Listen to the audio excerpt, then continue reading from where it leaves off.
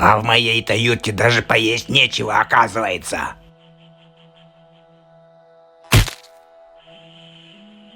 Вот видите, что теперь мне делать?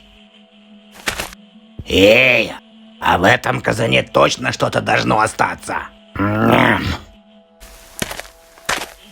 Сейчас открою крышку. На счет 3. Вы готовы? 1, 2, 3. Вот тебе. Кроме вонючего запаха ничего не осталось. Наведаюсь-ка я к людям. Уж там есть чем поживиться.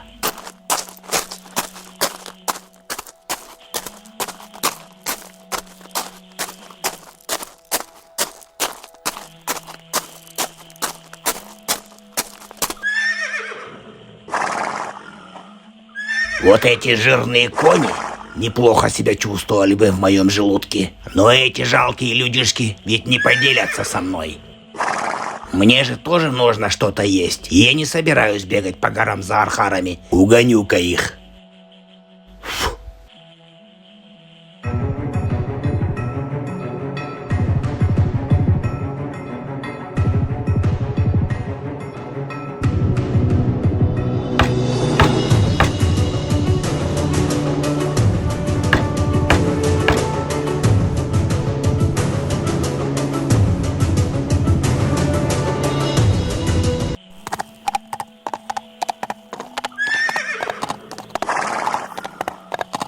Вот так, угнав лошадей, ведьма успеет зарезать одну из них.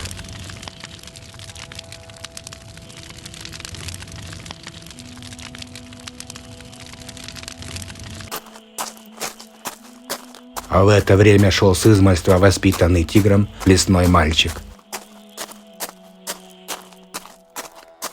Что-то подозрительно тихо тут. Зайду-ка к ним. Эй, люди, вы живы? Молчат. Байке, что с вами? Байке. Ну скажите хоть что-нибудь. Чем я могу вам помочь? Эдже. И здесь такая же история. И прибежав к отцу тигру, лесной мальчик расскажет ему все, что видел.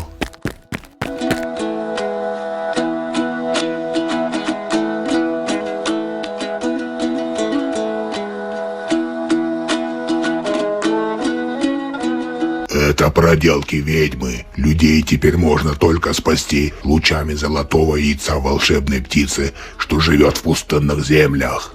Отпусти меня, отец. Я разыщу эту птицу и добуду золотое яйцо. Ведь кроме нас теперь им некому помочь. Я постараюсь быстро вернуться, отец.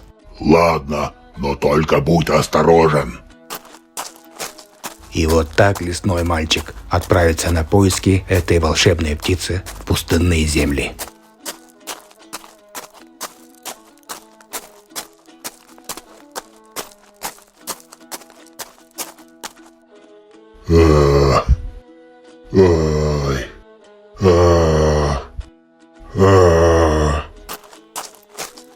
Что-то случилось? Почему вы так стонете? Заноза болит в подошве. Не могу достать ее, будь она проклята. А давайте я попробую ее достать. Вдруг получится. Но что ты можешь, человек? Ты же слаб. Сейчас увидите.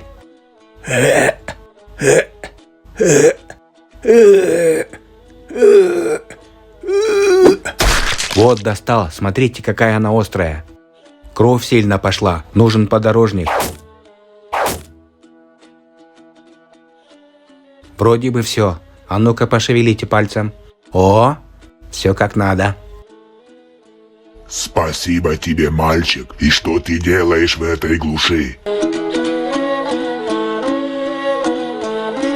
Услышав его историю, великан скажет: У подножия гор растет одинокий куст. Его нужно полить верблюжьим молоком. Как распустятся ароматные цветы, сорвешь этот куст и принесешь ко мне. Дальше я скажу, что делать. Все услышала. Прослежу-ка за ним я.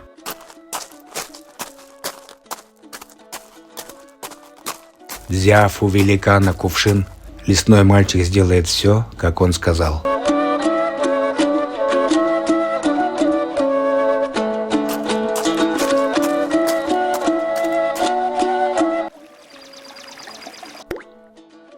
Подожду теперь, пока распустятся они.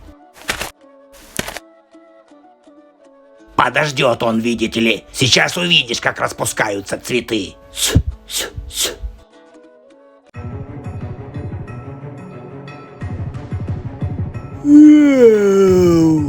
Что-то спать захотелось, аж сил нет. Почему? Аж веки сами слипаются, никак не открыть их.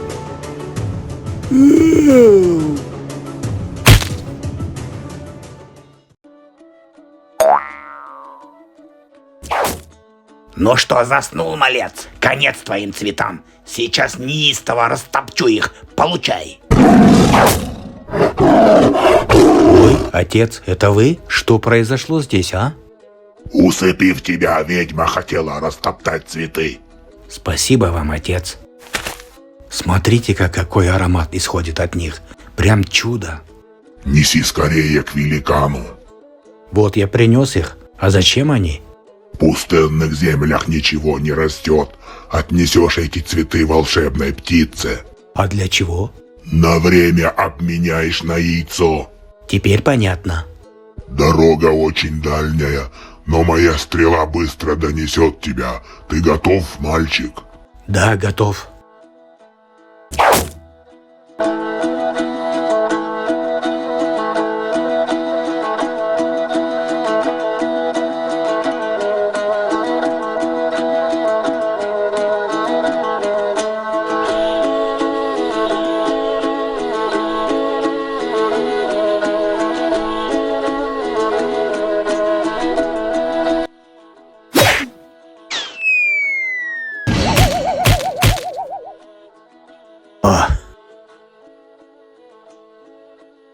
Какой-то жесткой оказалась посадка. Хорошо, хоть цветы остались целыми. Да, это пустыня. Здесь точно ничему не вырасти. Где теперь искать эту птицу? Может, аромат цветов привлечет ее? И что мне за каждую скалу теперь заглядывать в поисках этой птицы?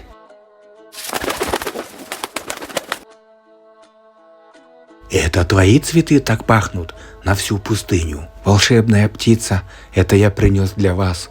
Тогда поднеси поближе.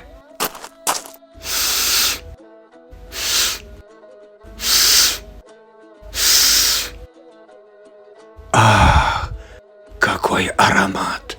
Дайте на время ваше золотое яйцо, и я оставлю вам эти цветы. Чудесный запах. Нирвана. Вон там в гнезде возьмешь его. Затем мое волшебное облако отвезет тебя домой. Потом этим же облаком вернешь его. Хорошо.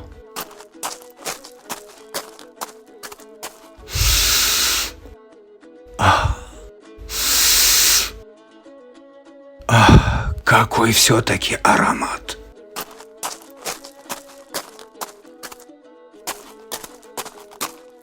Золотое яйцо. Если бы ты знал, как нам нужна твоя помощь. Увидев лучи золотого яйца, волшебное облако отвезет лесного мальчика до дома. Эй, и где же бродят эти два проходимца? Эй, посмотри-ка сюда.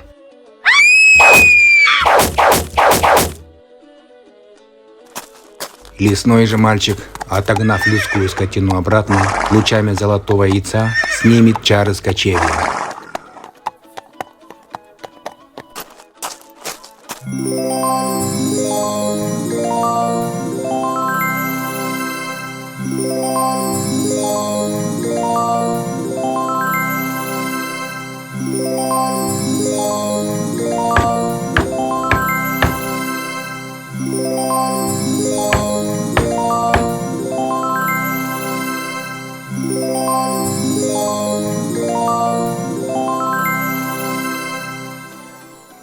Затем с облаком отправить золотое яйцо обратно к волшебной птице. Отец, а люди ведь в кочевье даже и не заметили, что с ними произошло. Живут и работают себе, как ни в чем не бывало. Запомни меня, сынок. Добро делается молча. Понял, отец. Вот такая вот сказка случилась в Кыргызских горах.